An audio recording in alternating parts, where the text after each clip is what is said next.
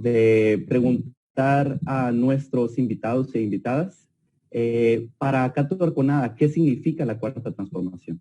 Yo me acuerdo, una de las primeras veces que estuve en México debió ser en el 2006, y tengo todavía incluso por ahí unas fotos pues yo estaba en Oaxaca y de unos carteles, ¿no? Y de unos espectaculares de Andrés Manuel, bien joven, en aquel entonces se veía, hace poco revisé esas fotos. Y bueno, este mensaje de primero los pobres, ¿no? Yo creo que si en algo podemos sintetizar la 4T es en eso, primero los pobres, primero las pobres. Entonces, pues como digo, ¿no? Neoliberalismo ha sido eso, pobreza, desigualdad y mucha violencia. Entonces, pues yo creo que la 4T, la Cuarta Transformación, es poner en primer lugar o poner en el centro, ¿no?, de la vida pública y de las políticas públicas a las personas. Creo que además está produciendo un proceso muy interesante con esta pandemia, y es que estamos poniéndole el ojo de nuevo a lo público, a la importancia del Estado. Qué bien que ahora todo el mundo le reclama al Estado, ¿no? Cómo está el sistema de salud, el desastre en el que está sumido, la corrupción, todas estas cosas. Bueno, qué bien, pero también justamente yo creo que una de las cosas que tiene que aprender la clase media es que, en primer lugar, que tiene que pagar impuestos. Y ojalá 4T signifique también en 2024 que ha habido una reforma fiscal para que paguen más quienes más tienen, ¿no? Claro. Justo estaba viendo ahora, hoy Denise Dresser estaba diciéndole que la culpa de que vaya a haber más pobres, según el Coneval, es de AMLO. Y digo, bueno, curioso, ¿no? No es una pandemia que va a contraer como la economía mundial como un 10%, no el PIB mundial, sino al parecer ahora el culpable de que vaya a haber más pobres es AMLO. Pero en cualquier caso, yo creo que sí, ¿no? Entonces, yo creo que también hay que mencionar todo el trabajo, de verdad, que es muy emocionante que están haciendo las y los servidores de la nación, ¿no? Llevando al Estado donde nunca llegó, ¿no? Llegar al gobierno no significa tener el poder. Y hay una disputa con el poder económico, con el poder mediático, ¿no?, que es otro actor fundamental. Entonces, yo creo que las dificultades son grandes. Si algo ha hecho la derecha en este país es justamente criminalizar no solo a Venezuela, sino además a la izquierda en México, comparándola con Venezuela, con Chávez, y bueno, yo he sido objeto también de todo eso desde la campaña, ¿no?, con el famoso PGLeaks, la Operación Berlín y demás. Un saludo a Enrique Krause y a Copel, financiadores de la Operación Berlín. Pues surgen también, o los medios de comunicación se acaban convirtiendo en el principal partido de oposición. Yo creo que aquí, hoy en día, es mucho más oposición el Reforma que el PRI o el PAN, que están en la lona.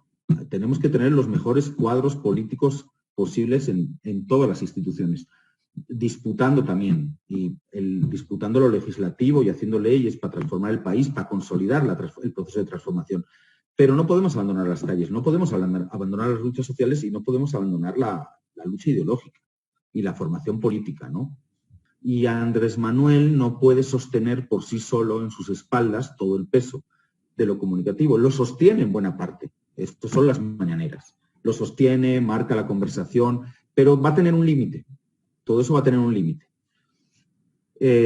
Porque el desgaste que te producen los medios, que ya digo que en muchos casos es el principal partido de oposición, acaba pasando factura. Y acaba pasando factura en una cosa ahí muy difusa llamada clase media, ¿no? El efecto de erosión, ¿no?, que hace los medios de comunicación y otra serie de cosas sobre la percepción de esta clase media, que además siempre tiene una construcción y un deseo de aspiracional de ascenso social, ¿no?